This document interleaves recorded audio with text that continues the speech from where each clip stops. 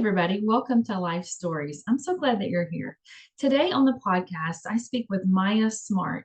Maya is a parent educator, a literacy advocate, and the author of Reading for Our Lives, a literacy action plan from birth to six. Even though I'm not raising readers right now, I thoroughly enjoyed reading her book and I did learn a lot from it. Maya is passionate not just about reading, but about teaching families how to raise fluent readers because there is a difference. One of the things that she brought up often throughout her book was our word of the week. It's the word of the week. Our word of the week is talk. It surprised me when she shared how vital and necessary it is to talk to our kids. And it's not just about talking to our children, it's about that back and forth conversation. And she talks about the research and why it is necessary and so important in our children's lives as they're learning to read. It amazed me. It made me wish I could go back and do some things differently with my children when they were little. But I am very thankful that I read this book. I'm excited to share this book with you, and I hope you enjoy this conversation. Thanks for listening. Hello. How are you? All right. How are you? I'm doing well. So you're not in Texas anymore, right? No, I'm in Milwaukee, Wisconsin. So is it cool up there right now? Because it is hot in Texas. It is pretty cool. I was in Orlando yesterday, so there it was like 90 Oh, something. oh Here gosh. it's maybe 60s. Oh, that's nice. Yeah, it's muggy and just right now. Yeah, my husband, when I was telling him about our interview, I said, I think her husband's a coach for Marquette or something, and he flipped out whenever because he's a big Longhorn fan, so he was Okay. very excited. Well, I appreciate you talking to me today. I talk to people who are authors. I talk to people who run nonprofits. I talk to people who are helping others, and you were definitely doing that. I love to read. I love to read. And my kids, I remember when my kids were learning to read, it's so fun to listen to children learn to read.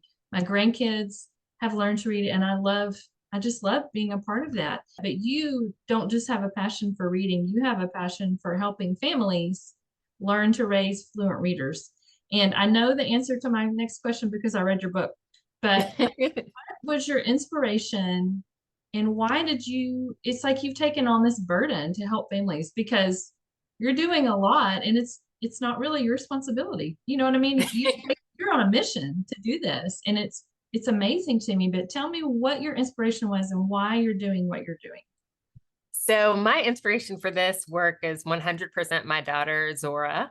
As Yeah. you mentioned, she's mentioned in the book a few times, but when she was little, we were living in Richmond, Virginia at the time. And I just came across news articles that talked about just challenges so many kids were having learning to read. And it spoke about the kids as if they were behind at the start of school.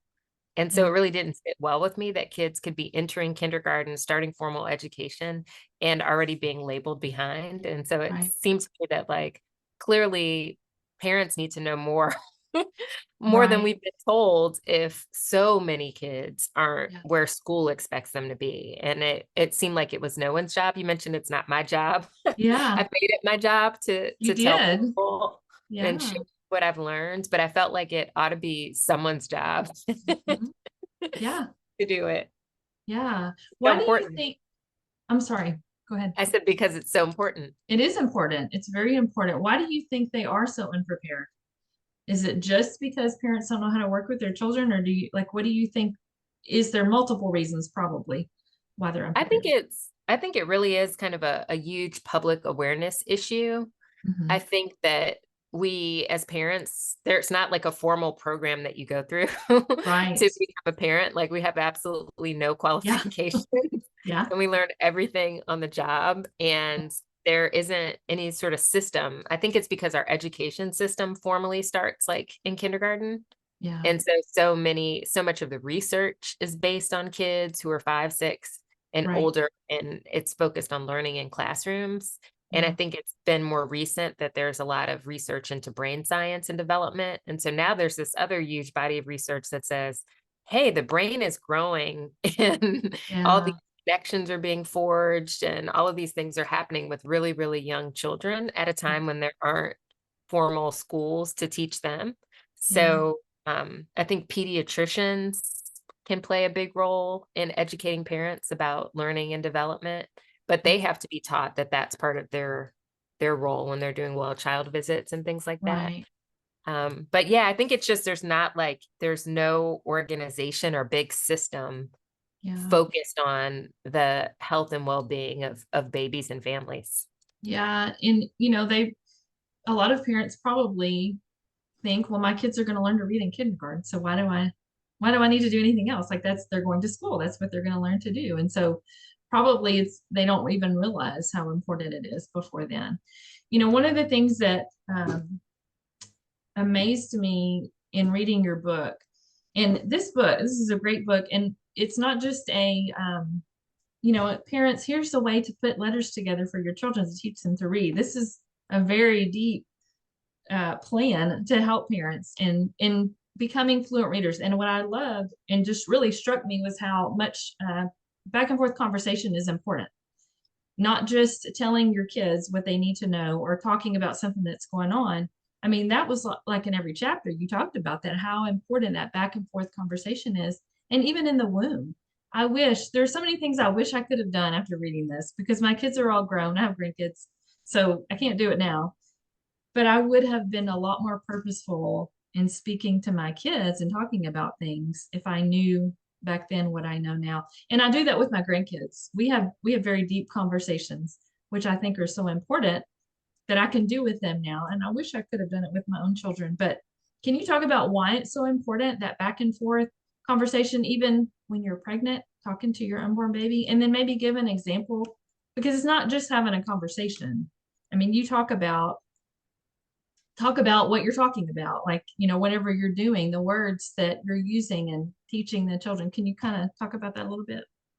Absolutely. And I was in the same boat that you just described being in, where I didn't know these things. So Yeah. by the time I read some of this research and learned some of these things, my daughter was older. So I was just thankful that I had done enough talking without knowing that that's what I was supposed to do, or, my Right. husband, Yeah. grandmas.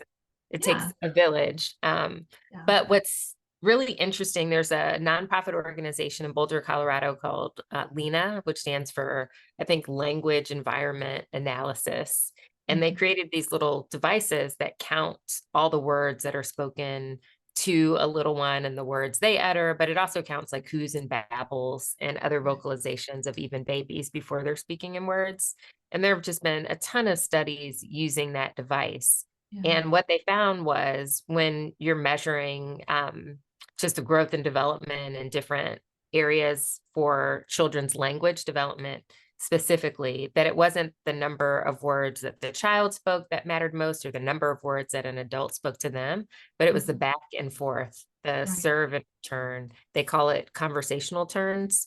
So when the baby or you say something, and then the baby responds within 5 seconds, and then you say something else, or, same with toddlers and older kids, but that back and forth is really what's giving the child a chance to think and develop and begin to use their words and their ideas to express themselves. It's not like there's one day where they speak all of a sudden. It's sort of this process that's slowly building over time.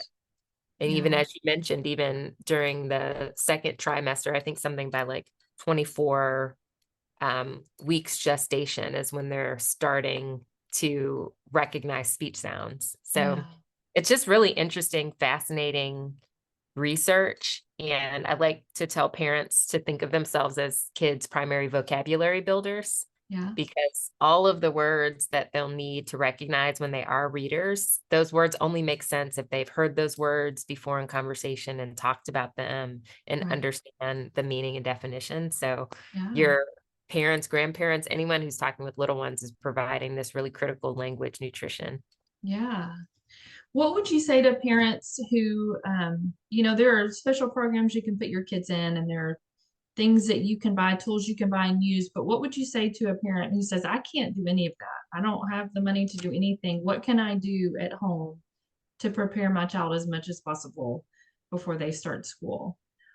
I would start with talk. So in the book, I created an acronym, TALK, and it's for taking turns, asking questions, labeling and pointing, and keeping the conversation going. And so that is just a little reminder. Anytime you're with your child, talk, talk, talk. Yes. more than you think you need to. Yeah. Studies have shown, again, using those devices and actually measuring how much talk kids get at home. And then they've also done studies in preschool environments as Mhm. well. And some kids in classrooms are getting way more talk than others for a variety of reasons. But so every adult who interacts with a young child should talk more than they think they need to. But ask questions, even of babies, before Yeah. they're answering in words you understand. And then by labeling and pointing, I just mean literally like taking your index finger and like pointing to the chair or the table and talking about the colors and the textures or the weather or whatever is going on. There's always something you can talk about. There And some is. people are feeling tired. They don't think they're creative. They don't know what to say. So I'm like, just point at something, and that Yeah. is your instruction to Yeah. start labeling and talking. And then the K is just to remind people that the number of those back and forth turns matters. Like you're trying to get more and more, and think of Right. each conversational turn as like building brain structure and function Yeah. in your little one. And the conversations are simple, right? I Right. don't want people to feel like they have to do some Shakespearean production Right. or something. It's literally if the little one is holding a crayon and you say, "What's that?" and they say, "A crayon." And you say, "What do you like to do with the crayon?" And they're like, "Throw it." And Yeah. then you're like, "Well, I like to color with my crayon. What would you like to color?" Or, it's just these Right. little interactions in everyday life, but just try to Yeah. get more. Yeah. I love that. And I have a son. So our youngest son lives with us. He's 28 and he is high functioning autistic. And this is something that I even have to do with him. And sometimes it's hard for me because conversation is not his strong point. He can and he will answer a question, but he will answer it briefly, and that's all you're going to get. And so trying to pull conversation out of him is always very, very difficult. But it's something that I thought about when I was reading, because I do try to do that with him. He's just not interested in having conversations. So it's hard, but I still try to do it.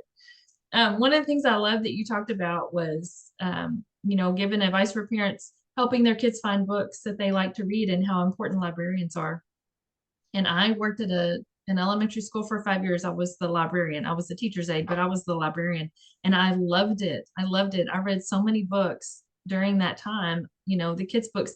Part of it was, I was responsible for purchasing books, and I wanted to make sure I was getting things that were appropriate. For they were third through fifth graders. And so I would read a lot of them ahead of time before I put them on the shelf. But I just loved reading the books. And so I would keep a list of the ones that I read that I really liked. I didn't put the ones on there I didn't like, but I would keep a list on my desk. And so when they would, ask me for a recommendation, they could always come look at that list and see, what I like to read and what was good. And I mean, there's some great kids books out there. I still love reading kids books. I have several on my shelf for my grandkids. So I love that you mentioned that librarians are so important. They are, and school librarians are so Yes. important. My daughter, as I mentioned, we were in Richmond, Virginia. We also spent several years in Austin, Texas. Mhm. And it just so happened that none of her schools had, and it wasn't anything I was intentionally looking for or didn't notice, but none of the schools had a school library Oh, until wow. um until we moved to Wisconsin, and she was in fourth grade and went to a school that Mhm. had like a traditional school library. And now that's her main source of reading material. So her Yeah. teachers are assigning things, so she'll read the books for class. But in terms of like the things she's reading for fun, she's Yeah. getting recommendations from her school librarian and Yes. getting recommendations from her friends. So I Yeah. love part of her reading evolution. But when she was younger, all of the schools did have classroom libraries, but I think Right. there's some special about like a big space that's full of books Absolutely. that sends a message that this is important. So we Yeah. got those experiences through our public library in Richmond, Yeah. Virginia, and Austin, Texas. Yeah. That's awesome. I'm surprised that they didn't have library. I mean, all of the schools I've attended have had libraries, and I don't know. I didn't even know schools didn't have libraries. I just thought She they all. attended, there were like a couple small Montessori schools Oh, initially, okay. so that's why they didn't have I got you. library. And I then got she you. went to a private school also that was small and so didn't have Yeah. one. Didn't have one. It's Yeah, so so important. this. And I loved that you said, because I remember this when I worked at the school, you said that what they are reading is not as important as whatever will get them reading. And there were kids that would want to read, like the boys would want to read the Dogman books or the Captain Underpants or, those goofy little books, but they were still reading, just wasn't high quality literature, but it was good that they were at least doing that. So in all the people that you've spoken with and the families that you've worked with and all the programs that you have, what is your favorite thing about what you're doing? I think my favorite thing about what I'm doing are just some of the simplest things, like giving people things like that talk acronym, Yeah. giving people things they can actually remember and do. Yeah. So Yeah. the best compliment I get, I do a lot of speaking. I've spoken at conferences for childcare professionals and youth librarian, children's librarians, all Yeah. different kinds of groups, people who parent educators. And the biggest compliment I get is always, or the one I feel the best about is always, that's something I'm going to take this thing back to my classroom, Right. or I'm going to start this new habit. Or so it's just the little things. I'm just convinced that if more people understand the big picture of what goes into reading Right. and the things that they can do that are most impactful, and if they just find little ways to do those things more consistently, I feel like Yeah. that adds up to a lot of powerful learning for a lot of kids. And so I'll add, I talked about the importance of talk and building oral language skills and vocabulary. And I also wanted to mention that there is a point, when kids are 3 or 4, where we should make print a topic of conversation and Mhm. start bringing their attention to letters and writing and how alphabetic code works. I didn't want to forget to mention that piece, but like the Sure. process of learning to read is Mhm. really learning to recognize and writing words that you already understand from Right. speech. So you need Yeah. both. In the very beginning, you talked about, and I didn't think about this, we think about, okay, you need to learn to read because you need to learn to read books and you're going to have to read in school and all these things. But, for job applications and resumes and, notes from the doctor, or we have to read for everything. It's not just, I mean, it's everywhere and it's so important. I didn't think about that until I read that at the beginning of your book. And I don't, it floors me that there are people that can get through the education system and still not learn to read. I know that there are people that are, and I don't understand how that happens. I don't get Yeah, it. I don't get it, but there are, and it breaks my heart because it's not just about having fun to do it. It's vital. It's, it something we is. all have to learn to do. I think What we're do you, getting to a place where there will be like almost no jobs that you yeah, can do without having, absolutely. Yeah. being able to read at a certain level. I feel like there was maybe a time, decades ago where there were jobs you would be able to get Mhm. where you wouldn't have to read as a part of just doing Right. it day to day and make enough money to support yourself and your family and navigate. And I Yeah. think now what contributes to people not learning is, one, teachers haven't been taught well enough Right. the basics. There just aren't enough people who know how to Mhm. teach reading. Yeah. And then I think as a society, we forget that like you're still learning to read in middle school and high school. Like Mhm. you're learning to read more and more sophisticated Right. text. And so we still need people, educators who know Yeah. how to teach reading at all of those levels. Like we have to keep teaching until people get it because it's just completely Yeah. unfair to keep someone in school for 12 years and then send them out in the world without that basic skill. Absolutely. Absolutely. It blows my mind that that still happens. You also talk about spelling and why spelling is so important. I have always been a very good speller. I don't know how, I don't know why. There's no magic thing that I was taught. That's just one of the things that I can do well. But why is it so important? I think it's important for a number of reasons. I think it helps early on. I think teaching spelling helps kids pay more attention to the words. Yeah. And so it helps with their reading. I Hmm. think it is also important because it affects how they're judged in school. Yeah. So there have been studies of how teachers grade papers, and you'd like to think that they're like grading kids on the quality of their ideas, but it's hard for teachers to separate the idea from the spelling and the grammar. Right. So Yeah. sometimes it's just kind of like a natural tendency to kind of judge and think that the Yeah. the content of what the child is saying isn't as intelligent or sophisticated as if how it would be perceived if all the spelling was together. So there are kind of all these layers of it. Same Yeah. with like job applications with typos and Right. issues. Yeah. Do you read for fun? I do. You do? I do. I read I was going through a phase where I was only reading like research reports and things to work on this, Right. but I've gotten back into reading like just novels and things Yeah. for fun. Good. That's good. My husband hates to read. He was a physical therapist and he had to read for school. And after that, he does not like to read anything at all. I read a lot. I love to read, but I do read a lot of fiction. I like biographies, and if I have a guest on, I will read their book before I have them on. But um, my daughter, like I said, she's just now at a place in her life where she has time and enjoys to read, and we have been sharing books, and it's been so much fun. So I'll text her and say, "Hey, I'm going to buy some books. What have you not read yet?" And so she'll do the same. We'll share. It's so much fun. I'm loving it. I love Um, that. you have so many resources on your website, recommendations for adults for books, kids' books. You have so many articles. I mean, there are a ton of resources for parents to go online and to, get help and to see what they can do to help their kids or even themselves. You have lots of books for parents on there. I'm going to make sure I have your website and what all you're doing on there. Is there anything else that you're working on? Any more books or any I'm big working events? on my book is currently only available in hardcover. Uh-huh. So my publisher's giving me the opportunity to do kind of a revised, updated Okay. version of the book that will come out in paperback. So Okay. that'll be out far in the future, Yeah. another year or so. Yeah. But there'll be some additions and some tweaks to the book because I wrote it, I want to say 2020, 2021. Oh, So okay. it came out in 2022. So it's been a while. There are some Yeah. Yeah. my ideas about some things have evolved a little bit. And Yeah. I think some of the recommendations that I'll make in the new version of the book will be even simpler and easier to implement. I think Okay. I've just become more and more convinced that things need to be simple in order for parents to be able to do it reliably. And it's Right. important that we make it easy for people to do the things they can do and make parents feel really confident. Like, even if you're not the most fantastic reader ever, you still have so much to give your child. Sure.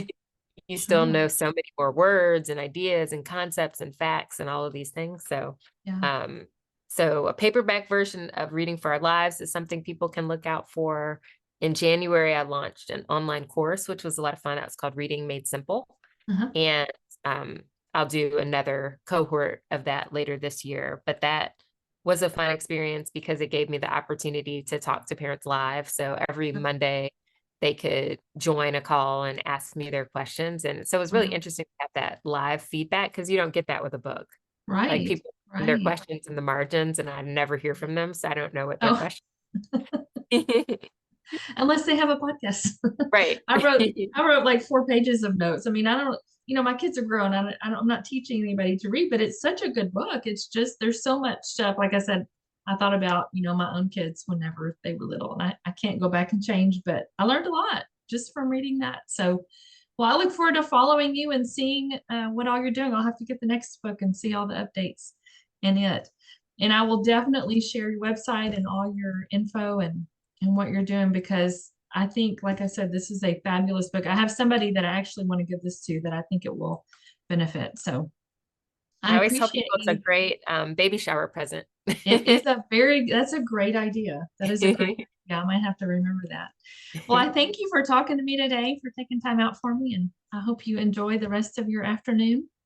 Thank you so much. Have a great day. It was good All right, chatting you with too. you. Bye bye.